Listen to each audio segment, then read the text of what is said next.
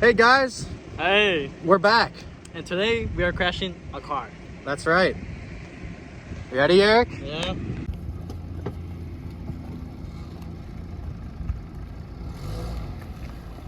As you guys saw in our intro today, we are Crashing a car. not just any car. My car.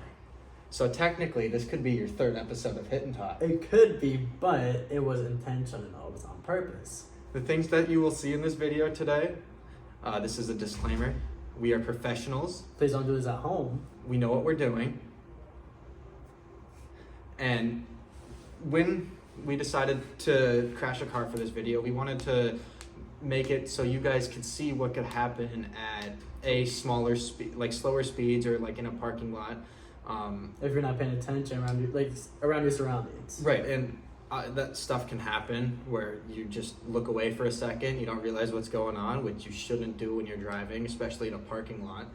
And the purpose of today's crash is to show what can happen.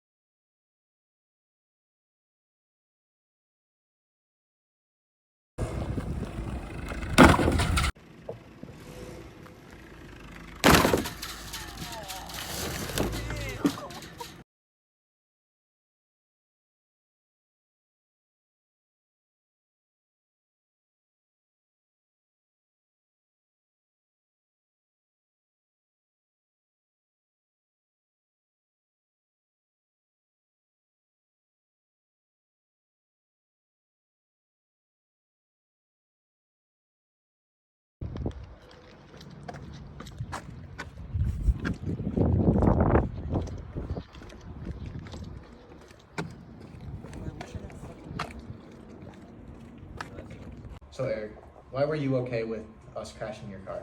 Honestly, if you haven't seen my car already, it's already damaged. Right, so what we did is as you'll have seen in the video, is we backed it up into a pole at about 5 miles an hour. 5 to 8, I'll say.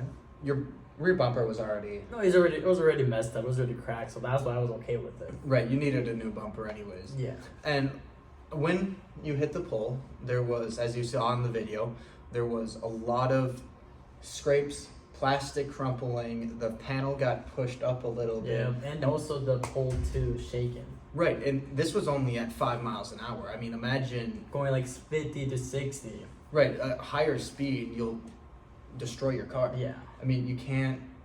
that's why you have to pay attention when you're driving. I mean, we've talked about many points over the past videos we've had of like 3-second following rule. Yeah. Drive safe in bad weather conditions. I mean, those have kind of been our main topics and our main points of when we've had to talk about accidents and car crashes. From your point of view, how was it? So I was recording one of the angles, and I mean, it seemed like a pretty violent crash, even for 5 miles an hour, as you guys saw. I mean, just like the noise of everything, the cracking, the crumpling of your plastics, even though it was just plastics and not metal. It sounded like it hurt a lot, though. Right, it sounded like it was a big accident. And that's, I mean, maybe a good thing, maybe a bad thing. It could go both ways, honestly. Right, it depends on how you look at it. Yeah. But I'd say in our process of crashing this car, we learned many things about how much speed impacts stuff. And even if you are going at a slow rate of speed, it can still cause a lot of damage. Right, I mean, say you and somebody else are backing out of a corner in a parking lot, and you hit bumpers at each other 3 to 5 miles an hour. I mean, you guys will probably need new taillights, new bumpers, maybe some side panels, something with your trunk maybe. Or maybe it could damage the frame as well too. Right, and you could, with a crooked frame, your car's total. Yeah. There's nothing you can do about it. It's done. And thankfully that didn't happen to your car. Thankfully. The airbags didn't go off, actually. Right, that's also another thing.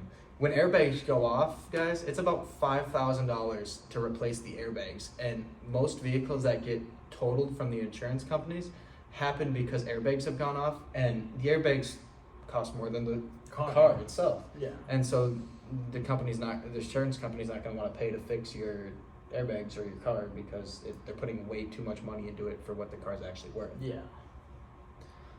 I mean, from my point of view, honestly, like, it didn't feel like anything at all. Like, I feel like I was going so slow, and when it happened, I've got a little, like, force going backwards, but, like, not too much, so. You didn't think it was going to be as much damage as it was? No, I thought it was going to be, like, a little scrape, that's it. Scrape or maybe bent in or something you can just pop out, but I mean, it cracked wasn't quite a bit. Cracked, like, really bad. Right, and like we've said, you were going slow. Yeah. So, Ben, what does it take to be a safe and responsible driver?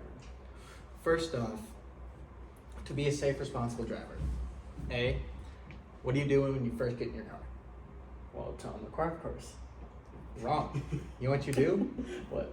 Click your seatbelt and make sure all of your passengers are wearing the proper seatbelts and restraints, because God forbid you get in an accident, they'll save your life. That's true. And plus, anything could happen even if you're parked too.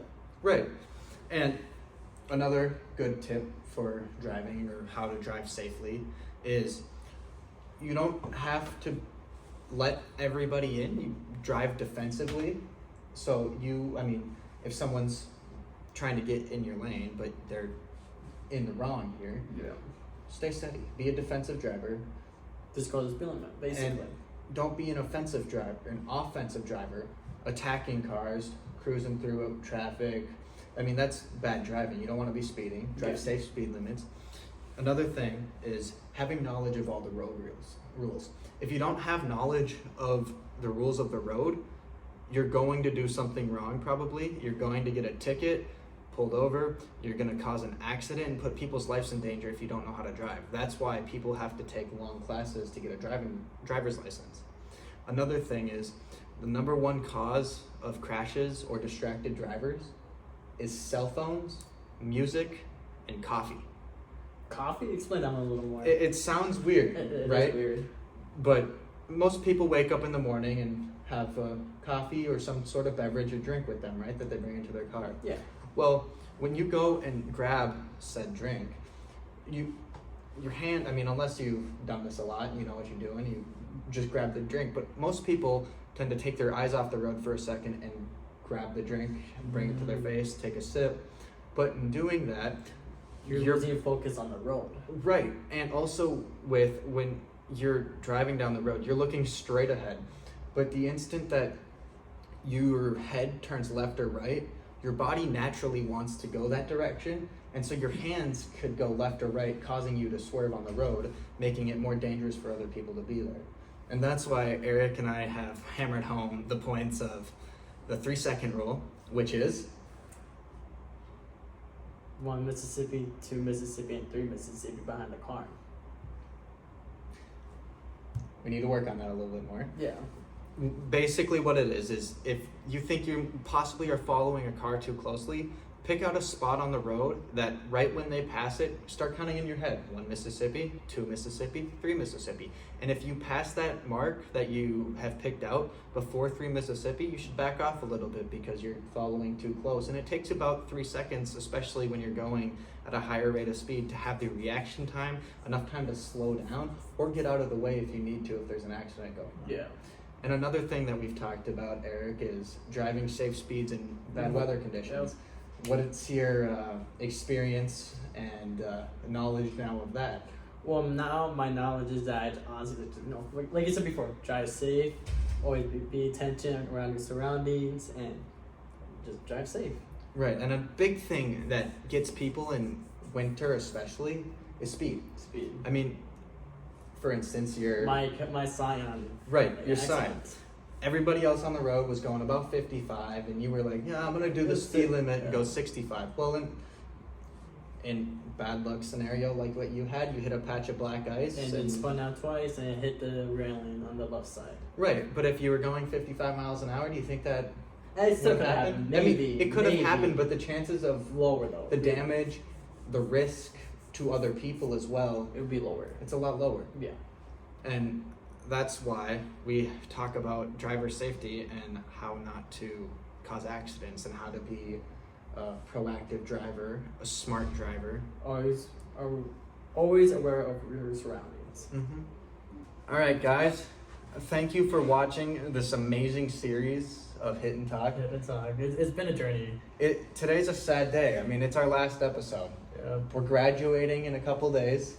Honestly, I'm really excited for it too as well. Right, and we've loved being able to share our personal experiences And try to help you guys do this as well. And thank you. I mean, all the support that you guys have given, sitting through, watching our amazing videos. I mean, look at the progression we made from our first episode To our last, I mean, there was a huge. Right, huge gap. I mean, our first episode, we started off with we had sound issues, we had editing issues, we had cut issues. I mean, every little thing that you could have go wrong, we had that. Yeah. I mean, we were even struggling with corrupt files and uploading and all of that, but we did it. We're here. Yep.